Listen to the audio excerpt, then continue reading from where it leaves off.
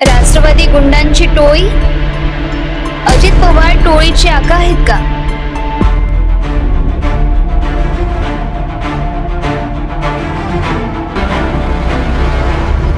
भाजप महायुतीच्या सत्ता काळात राज्यात गुन्हेगारीने नवा उच्चांक गाठला आहे. बहुतांश गुन्हेगारी घटनांतील आरोपी हे सत्ताधारी पक्षाशी संबंधित असून त्यांना सरकारचे अभय असल्याचे वारंवार दिसून येत आहे.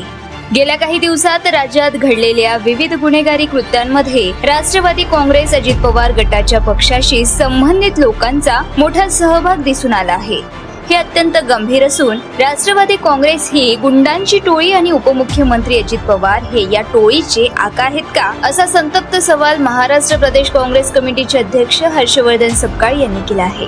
गांधी भवन येथे पत्रकार परिषदेत बोलताना हर्षवर्धन सपकाळ म्हणाले की बीडच्या मस्साजोगच्या घटनेतील आरोपी, पुण्याच्या Porsche car drunk and drive प्रकरणातील आरोपी, कोयता गँग, शेल्टर होमच्या नावाखाली तरुणींवर लैंगिक अत्याचार करणारा शंतनू कुकडे, त्याचा सहकारी राष्ट्रवादीचा दीपक मानकर आणि वैष्णवी हगवणे या भगिनीचा हुंड्यासाठी छळ करून तिचा जीव घेणारे राजेंद्र हगवणे हे सर्व आरोपी राष्ट्रवादींशी संबंधित आहे. या सगळ्या प्रकरणातले आरोपी अजित पवारांच्या पक्षातलेच कसे, असा संतप्त सवाल करून या सगळ्या गुंडांचे पालकत्व सत्ताधाऱ्यांनी घेतले आहे.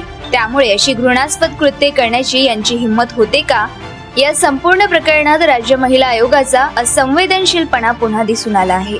महिला आयोगाने वेळीच दखल घेतली असती तर एक निष्पाप जीव वाचला असता, पण आयोगाच्या अध्यक्षांना महिलांच्या सुरक्षेपेक्षा राजकारण चमकवण्यात जास्त रस असल्याने राज्यात महिला अत्याचाराच्या दुर्दैवी घटना घडत आहे.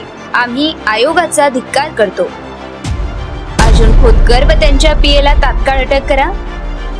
राज्यातले भाजप, शिंदे व अजित पवार गट महायुतीचे सरकार हे भ्रष्टाचाराच्या पायावर उभे असून या सरकारमधील सहभागी मंत्री आमदारांकडून फक्त लूट सुरू आहे. धुळ्याच्या दौऱ्यावर असलेल्या विधिमंडळाच्या अंदाजपत्रकीय समितीचे प्रमुख अर्जुन खोतकर यांच्या पीएच्या खोलीतून जवळपास 2 कोटी रुपयांची रक्कम सापडली. ही या सरकारच्या लुटीचा भक्कम पुरावा आहे. धुळे भागातील कंत्राटदाराकडून ही रक्कम उकळल्याची चर्चा आहे. आमदाराच्या पीएकडे एवढी मोठी रक्कम सापडली आहे, तर आमदाराकडे किती रक्कम असेल याची आपण फक्त कल्पनाच करू शकतो. मुख्यमंत्री देवेंद्र फडणवीस यांचा या भ्रष्टाचाराला पाठिंबा नसेल तर त्यांनी खोतकर व त्यांच्या पीएवर गुन्हा दाखल करून त्यांना तात्काळ अटक करावी. तसेच शिंदेच्या सर्व आमदारांची लाचलुचपत विभाग, ईडी व इन्कम टॅक्स कडून चौकशी करावी, असे सपकाळ म्हणाले. जर तुम्ही अजूनही YouTube चॅनलला सबस्क्राईब केलं नसेल तर ते लगेच सबस्क्राईब करा.